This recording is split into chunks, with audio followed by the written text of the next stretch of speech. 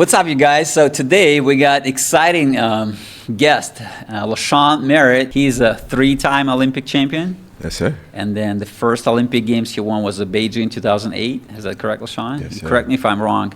And then there's another two medals as well, right? The same, it was Beijing. It's a 4x400, Yep. right? 4x4. So, and then where's another medal? So I missed that one. Rio, 2016. 2016. That's incredible. And by the way, he was the world champion, right? I have 11 world championships medals from 4x4 and 400. And I had a 17-year career, man. It was a long career. Oh my God, that's insane. Yeah. He's been through a lot, and we want to ask him, so how's that all started, LaShawn? Can you give us a little bit of the background, your sports, how's that started, who supported you? Oh, definitely. Man, I started with team sports. It was baseball and football early on. Baseball, football, a little bit of basketball. And I was always that guy who invested time when I was home. I realized that early. Always throwing the football, always bouncing the basketball, just exercising, doing all the extra things. But then I would get into the games, and there were so many variables that had to happen before I could shine. And my teams weren't good. So from early on, I understood, hey, maybe I one of those guys who may end up not being selfish, but understanding the work I put in shows, and I just had to find a lane where that can happen. I had a great environment growing up, man. I had a mom who was a high performer, the lady who, when anything needed to get done, called on her. Everybody loved her, unconditional love. She's always told me to just go and have fun with whatever I did. She wasn't an athlete. Then I had a dad who, more of a high achiever, the high achiever of the family, who spoke love, singer, actor, ladies' man. Wow.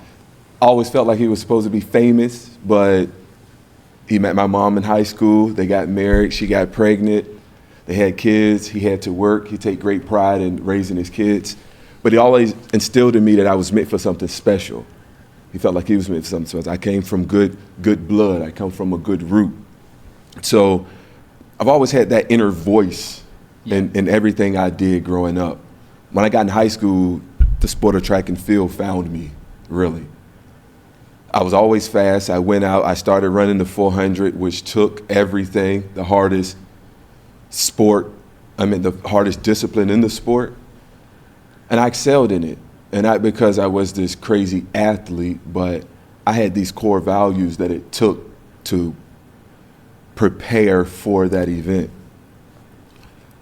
I graduated high school. I got a full scholarship to East Carolina. Wow. My freshman year, I was dominating as a freshman. I ended up running this event in Arkansas as a freshman. I was competing against the elites. I got invited, and I won that race. And 3 weeks later, maybe 3 weeks later, Nike called me, told me I just beat everybody they paid to run that event. So they were going to give me this multi-million-dollar contract to give up my eligibility, but they would continue to pay for whatever school I went to. And I took that deal. Moved home, put a team together that was built on not just who came at me and who was good at their job, but a lot of core values and how I was brought up and respect and just really investigating the person. 4 years later, I was Olympic champion. Oh my God. Yeah. That's a story. So question here, because again, there's a lot of, like when you run the event, right, there's a lot of, I mean, not a lot, but multiple different athletes, which is really, really good. So what do you think you brought from your youth which just determined you as, you know what, I know I'm going to win. Mm-hmm. This is the only thing I want when I start, right? I want to be number one. Mm-hmm. So can you tell us a little bit about your thinking? That's a great question. It's interesting, too, because I've been retired from the sport for 2 years now. Well, not actively training for 2 years. And within those years, I was put in environments where people operated on a certain frequency that I operated on daily when I was training, which was that high frequency discipline over or higher than having to be motivated, that space of determination, accountability, understanding how important it is to dot the I's and cross the T's, how important it was for the environment and to align yourself with where you wanted to go and create habits on where you ultimately wanted to go. And that's what I lived for so long, which was the Merritt Mindset that I created, which started from when I was younger, because I was in a space where my mom worked at my elementary school. And my mentor worked at my elementary school, where his wife. And I was the guy who never got in trouble. I was always an example. My mom was there, so I was always the good kid. Never got suspended. I never even got a beating. Oh, wow. And black mamas beat kids. I never even got a beating. So I was that kid, but never wanted to be out front. I kind of was never the captain of these teams. I was more introverted. Yeah, not outgoing, right? Yeah, really not outgoing, but soul of the. But was always the example for a coach. Hey, do this like LaShawn, whatever. Or he would grab me and tell me to go talk to a kid. This was when I was in team sport. Okay. So I knew there was something there, but I never cared for it. But I was put in a position because of that high school environment, that elementary school environment, where I developed this thing where I had to do what I had to do in order to do what I wanted to do. Because school and sport, if I didn't do the work, I couldn't do the competitions, the baseball games or whatever afterwards. Yeah. So I was always wanting to be good in school so I could do things. So it was that do what you have to do in order to do what you want to do. And through life, I just went with that. When I got into situations where it was really stressful, like the sport of track and field, that day-to-day grind, which is stressful, I found love in that, and I didn't really see it as really sacrificing a lot. I just saw it as I'm doing what I have to do in order to do what I want to do, which was but came from my brother passing away when I was in 8th grade, his freshman year in college. Older brother, 5 years older, never got a chance to see me run track. I feel like he never got a chance to fulfill his dreams, but it's God's timing. So through that training, I had these inner voices of just have fun with it from my mom. I was meant for something special, and I come from this from my dad. And my brother, who wasn't here anymore, of, okay, we got this. Doing it for him, having this big why, and drawing strength from all of that and creating this positive inner voice, which showed up in practice, in the hardest situations, but ultimately when it was really time to shine, having fun with it. And I had a lot of pressure. My mom is gonna love me unconditionally either way. Yeah. And after this, when I go back to practice, it's gonna be hard either way. My dad telling me I was meant for something special. So maybe this is those moments. Maybe I am meant for this. And pouring everything into that because I understand I was in a situation and wanted to make the best out of it because my brother's not here to do anything anymore. So I had a mix of all of that.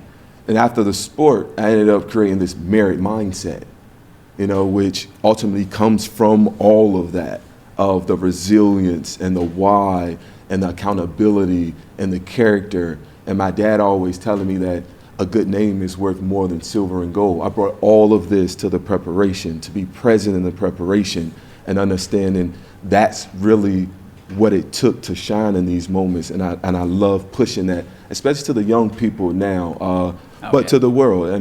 I feel like it can make an impact for everybody.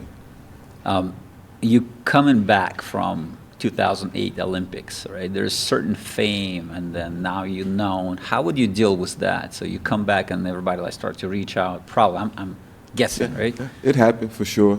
It's something where I fell victim for a small period to the noise and the hype of everybody having ideas and suggestions after that moment.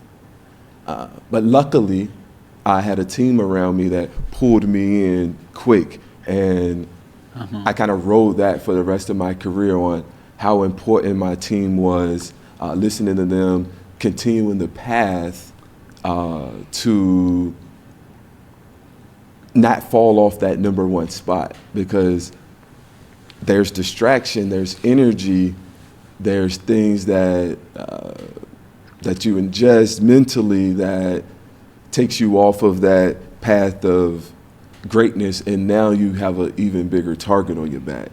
So you have to dive in even more now and be more invested.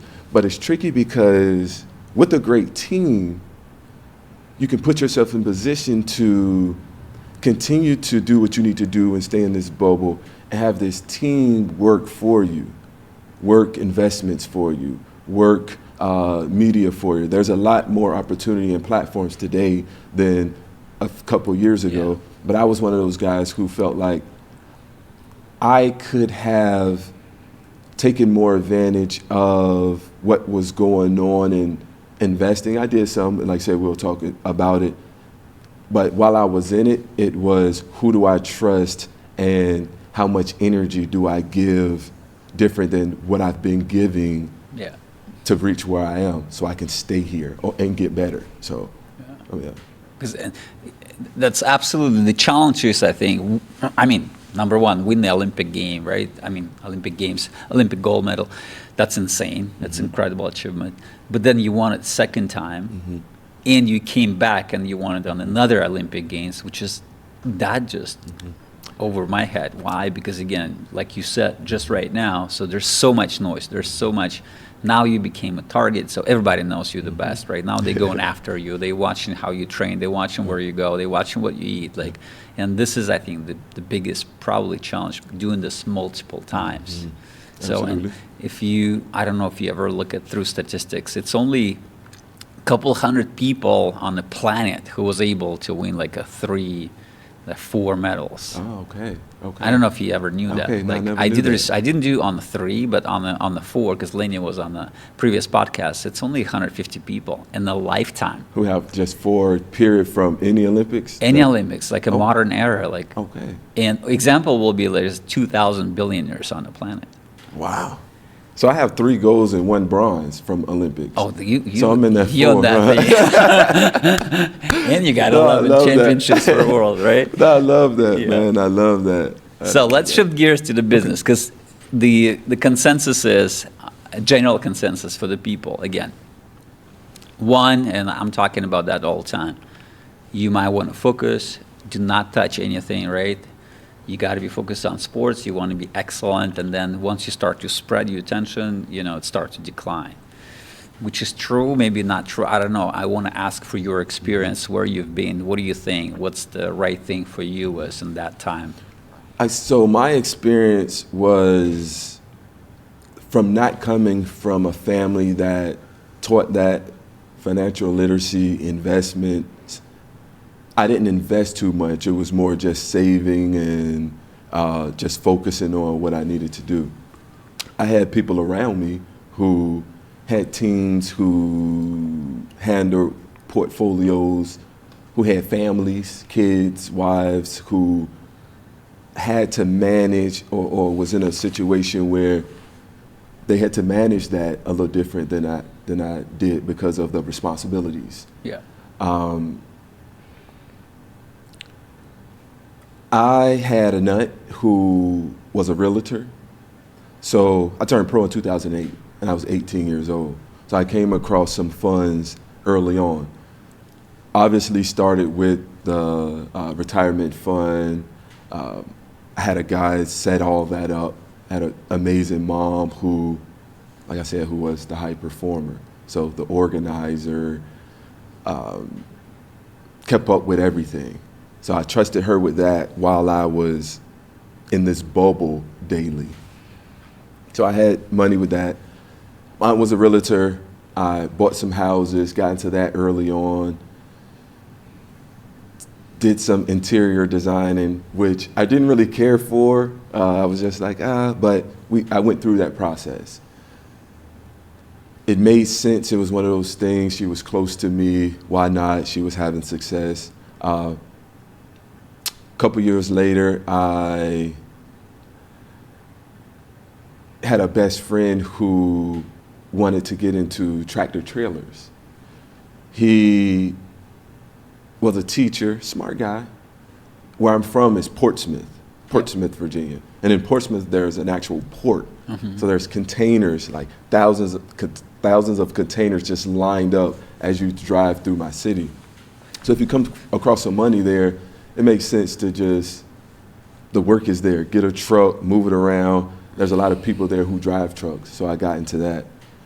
And that's what I did early. That's what I did early on when I was in the sport. I could have did more. I should have did more. But I was one of those guys who just stuck to that day to day. This is what I have going on. My peace matters. My bubble matters. But there were so many different people that I trained with over the years. Yeah. And for those ventures, was it successful, like the trailers and then the houses? So successful as far as turning profit, I don't think so. Because of so much having to pour into it. My biggest thing, I should have been more involved in it. Big lesson to be involved in whatever you do. You can trust people some, but be involved in your business. It was learning lessons, but I kept moving forward. I was making the money. It was a time in life. Now I look at it like, hey, I learned from that. That's something I did. The trucks, I probably made a profit in the truck. The houses, I probably did. And the trucks, I probably did. The best friend had more interest in it. Again, it was something where great heart, I was pouring into somebody. It made sense then. But not something I would probably want to do now. It was just a lot. But it was a lot of investing. When I think of investing, and outside of that, it was a lot of investing time and energy into understanding that I don't have job. I can't get another job right now. I only had one job ever. I worked at a grocery store when I was in high school. Then I turned pro at 18. So through these experiences and through these investments, I was interested in learning things, but I should have been more hands-on. I was happy to have a business, maybe, or just having a business. Now it would have been totally different. And a lot of athletes go through that. You have some money. And it's probably from where I grew up in that environment. The financial literacy and the investments just wasn't there. It just wasn't there. But now I'm getting into things now, being that I'm retired. I'm grown now, I'm 38. So. Yeah, I think the best thing you learn, right? And then I think the other good thing, by starting early, and I had never seen the people who were saying, I never lost the money. So you will lose the money. Yeah.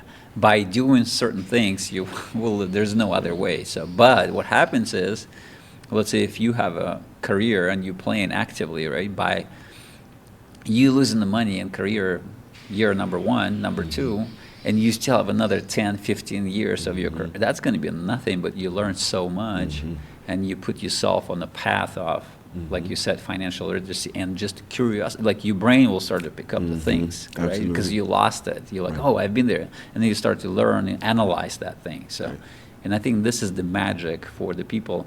So what would you say to athletes? Because for them right now, again, was NIL and all of that change in the rules? Oh my God, like, it's the sky is the limit for them. You can imagine yourself in that position when you're in the college. Man. And you got NIL contract, and then you got all the presents, and you got all the buzz around like Olympic Games, and I mean yada yada, right? Can you elaborate on that? So, what they actually got into though? I can't imagine being a collegiate athlete and getting paid like $500,000 a year. Some of these football players and basketball players, or $1 million a year. I don't know how they're handling that. I don't know, and they're mostly in the team sports. So hopefully, there's support around how to handle that, because I couldn't imagine. That's insane. Yeah, that's insane. But for the people that are, there's so many opportunities and platforms and so much knowledge and information out now that you can take advantage of. I would strongly suggest to take advantage of those. There's 24 hours in a day to become knowledgeable of finances, especially when you have them. I mean, you need to become knowledgeable when you don't have it also to figure out how to acquire it and keep it. But when you have it, there definitely need to be time in your day to spend on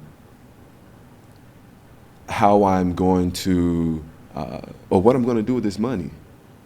To stay making the money, what am I going to do with this money? And financial literacy classes are everywhere now. It's highlighted because people are coming into money earlier. And I would strongly suggest to invest, but become knowledgeable first. You see, the last time I did the episode with Matt Lindstrom, he said one thing. He said, you're going to be a lot longer former professional athlete than current, than active, right? Yeah. And he said, if you set yourself for alive as a former professional, being active athlete, but you set yourself right away. An example was, live beyond your means. Right. Like, it's very simple rule. It's very hard rule to do. Right. So, but it's very, very, very simple, right? Why? Because, again, going back to the same words, you're going to be a lot longer former professional athlete, and it might happen tomorrow, actually. Right? You never know. You torn your ACL. I mean, there's a lot of things, because a human body is super, super strong, at the same time very frugal, right? Absolutely. And then, speaking of that, do you have a message to the young athlete who just starting right now? I don't know, maybe they're 10, 12, 14, 15 years old, right? They're not in college, they're high school maybe. So what is your message as a professional athlete? What do you think they can do better maybe, or how they can prepare for a life? And I love that you asked that, because I push this Merritt Mindset, I do inspirational speaking, and I love inspirational. It just clicked to me more than motivating, because the message is about becoming your best self and how much the character, and realizing that your runway in life is probably going to be a lot longer than your career in sport. And so, but there's messages and ways you can handle sport that translates to life. And with me thinking back to my career and how I handled success and how I handled the preparation, I ultimately realized my core values guided my success. So within that was all in the preparation. So I would tell the kids that one thing, okay, you're in sports, but team sports and individual sports are amazing. But you do these to learn the lessons that will transfer to life, because ultimately you want to become a champion in life, and everybody can become a champion in life. Man, not everybody's a champion in sport, where it's the top guy or whatever it may be. But in life, everyone has this 24 hours to choose to be certain ways, to align themselves and have this positive inner voice. Like, I got it from my mom, my dad, my environment. Yeah. But there are a lot of people out there who don't have that. But I will, these affirmations daily, they transfer a lot, they transfer how you see the world, how far you can go, the energy you put out, the energy you receive. And I push that and it's a spot for me, because I know everybody don't have that. I was fortunate to have parents who poured that into me. Yeah. But I'm fortunate enough now also to see people who don't have that and understand how important it was for me to have that. So what can those people do that didn't have what I had? Create the habits, talk to yourself, put yourself in those environments. You still have the choice. Right? Everybody has choice. You know, you have the choice to do this, do that, think this way, be the best in life, ultimately put yourself in the position to bring your best self to life. That's the Merritt Mindset. Absolutely. Yeah. So question, and probably one of the last questions, we're going to come to the end. So there's 2 years, right? You just stopped professional pro athletic career, I would say. So what do you think is next? What's the future for you? Where you want to develop yourself then? 2 years removed from the sport, I'm still finding what I love to do, who I am. I understand, which I'm grateful for, and really love that I found what guided my success and took the time to dive into that and understanding what I was doing through that preparation that made me be able to handle that training and the spotlight and do it over and over again. I have these camps. I call it the LaShawn Merritt 400-meter masterclass, the Sprint to Success masterclass, where I pour into high school athletes the Merritt mindset, the experience, the why they're doing what they're doing. I do them all over the U.S. Eventually, it'll go global. But I find joy, and it fulfills my heart to pour during those days. And it's a heavy pour. I just had one here in California yesterday. Amazing experience. So I'm growing that. I understand the sport, but I don't want to coach daily yet. Yeah. So that gives me time and just to be impactful, to be the servant leader to this group that's interested in just growing that brand with the Merritt Mindset to the young people.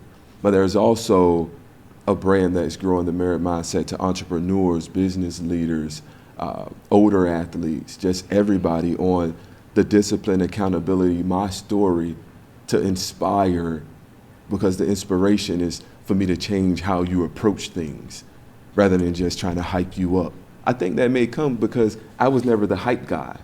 Mm-hmm. Like I was, this breaking down or needing to be hyped to do something. I was never that guy. Yeah. So I think now I see how impactful it is when I'm talking to racist ages of all ethnicities around the world, the story, the inspiration in the story. So I'm gonna continue to push that. There's impact in that. You know, I feel like I'm doing something that I've been called to do through that. I'm comfortable within that. I took the time to realize how I handle things and how it wasn't all about my DNA, how a lot of it was from ear to ear, and trying to become that champion in life now, which takes time, gratification, environment, discipline, alignment, the whole nine. I have a foundation, the LaShawn Merritt Foundation, where I'm pushing to underserved communities and people who lack inspiration. Yeah. I come from that environment. Not only inspiration, but resources. I like to show up in these places and push that message because I was one of those people. But I was fortunate enough to grow up and have that root, but everybody don't have that. But I'm here to give it to you now. So you can never say you never heard it. I'm here to tell you what was told to me. So I'm investing in you, important in you, and hopefully it sticks to become a champion in life, because everybody's not going to be Olympic gold medalist. Everybody's not going to be an athlete, pro athlete, just invest in and to pour into that. But there is space for everyone to become a champion in life. I think that's an amazing message, right? And like you said, not everybody will become pro athlete, and if you look through the numbers, it's a big turnaround. Like when I see people on the stands and they like 12, 10 years old kids competing and they just going crazy, I was like, reality is most of these people will never be even college players, right? And they going over like a bad emotions right now, like a over expectation and stuff like that. But don't prepare them for life, but to prepare them just for sports, and they're never going to be there. Right. Like now, question is, what are you preparing them for, right? So, anyways, I think LaShawn, it was a great, message I appreciate to the people. I appreciate you coming on the show. I think I did something here, but Yeah. we're good. You know, one thing, that the biggest thing in my master class that I didn't talk about, which comes down to the hardest part of that 400, because I take them through all these things, but then I simulate a 400 to give everyone a strategy, because I've always understood how important a strategy was in going in and not just going in blind. So I take them through all the phases. But the last 50 is where everyone falls apart. Yeah. Everyone really starts to feel it the last 100. But that last 50 is all about, I push in that space, gratitude. Just being grateful for being here. Take it through the line. You prepared. And when you get there, it's not all about, if I lose this, I'm going to feel so low. Or if I win, I get so high. Just enjoy the moment in this point. Drop your shoulders, get down to the basics, run it through the line, take it a step at a time, be present, and just be grateful for the moment. And that was something that I lived and had to think about. How did I handle that last 50, that hardest part? It was that inner voice of my mom, just have fun. Oh, wow. And my dad telling me, you meant for something special. That gave me that extra kick. Yeah. But the fun, just being able to relax in that moment where no one was getting faster. It came to the point of who could relax the most, go down to the basics, but still have the will to win. And I pushed that right there. And there's a special gem in that I hope the kids get to tie together for whatever they go through in life. When you get to that goal at the end, know why you're there, be confident in yourself, and take it all the way through. That's so cool. I think we found something special on the last piece. Thank you, LaShawn. That was so cool. By the way, guys, if you want to connect to LaShawn, can you please tell the people where they can, find out more about you, or maybe reach out? Yeah, I have a LinkedIn. I have LaShawn Merritt. I'm on Instagram. Connect at LaShawn Merritt for any bookings. I have Facebook. I'm pushing everything. I'm learning. I'm putting more on these platforms because I understand what it takes to become a champion in the space that I'm in. So, LaShawn Merritt, Machine Merritt. They call me Machine Merritt in my sport during my time. I missed that. Yeah, because of how I handled that last part. But the Gotcha. beautiful part is, I was the Machine Merritt, but now I feel like I've turned from the machine to the messenger. Gotcha. So I just live in that, in my heart space, and grateful for moments, and just want to continue to push it forward. And that's another transformation, right? Yes. From machine to the messenger. Yeah. Because the messenger matters. Listen, so you tell me. LaShawn, thank you very much. I appreciate you coming. Yeah, Thank you. I just enjoyed you. Thank you.